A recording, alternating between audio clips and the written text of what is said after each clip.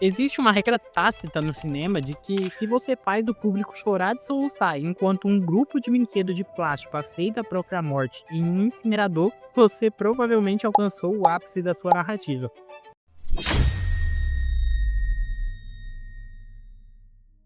Em 2010, quando as luzes se apagaram após a sessão de Toy Story 3, havia um sentimento universal de conclusão. Não era apenas o fim de um filme, era o fim de um ciclo. Andy estava indo para a faculdade, e todos aqueles que cresceu com ele desde 1995 também estavam indo junto. Mas então Hollywood fez o que Hollywood faz de melhor. E hoje vamos analisar o porquê, apesar das sequências posteriores, Toy Story 3 permanece como o verdadeiro e emocionalmente honesto final da franquia.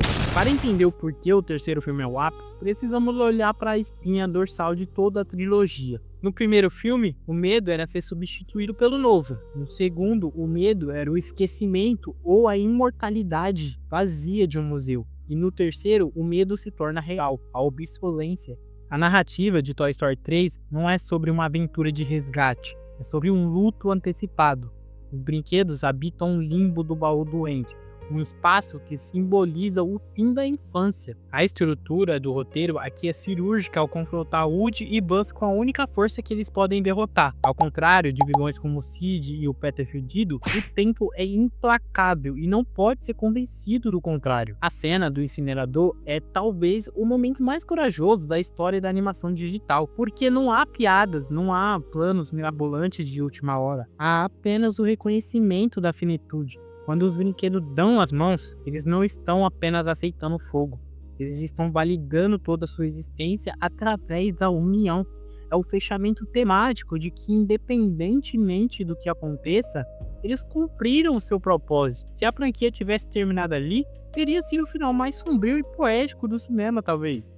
Mas o filme nos dá uma saída, não para restaurar os status, mas para permitir uma transição de legado. O verdadeiro golpe de mestre, no entanto, acontece no quintal da Bonnie. A entrega dos brinquedos é um rito de passagem duplo, que para Andy é o desapego final da infância para se tornar um adulto. Para Woody é o entendimento de que sua missão com Andy foi concluída com sucesso. Quando Andy hesita em entregar Woody para Bonnie e depois finalmente faz, vemos a conclusão de um arco de 18 anos. Adeus, parceiro. Essa frase não foi dita apenas para um brinquedo. Foi dita para toda uma audiência que precisava entender que crescer significa deixar coisas para trás, mas manter o amor por elas ainda. O problema de continuar Toy Story após esse ponto é que você inevitavelmente dilui o peso dessa despedida. Toy Story 4, embora tecnicamente seja muito bom, transforma a conclusão coletiva em uma crise de identidade individual do Woody, invalidando a premissa de que os brinquedos são mais fortes juntos.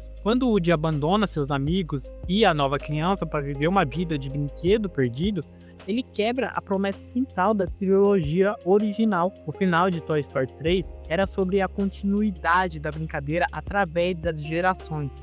O que veio depois foi sobre a individualidade em um universo que sempre foi sobre comunidade.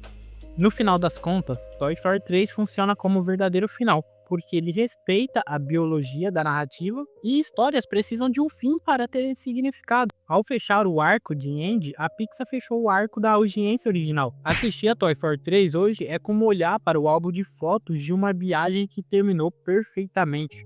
Você pode até tirar mais fotos depois, mas nada substituirá a sensação de ter chegado ao destino final e ter dito tudo o que precisava ser dito. O Andy cresceu, quem assistiu também cresceu e o Woody encontrou seu lugar na varanda da Bonnie. Para muitos de nós, a história terminou ali, naquele aceno final no espelho do retrovisor do carro do Andy.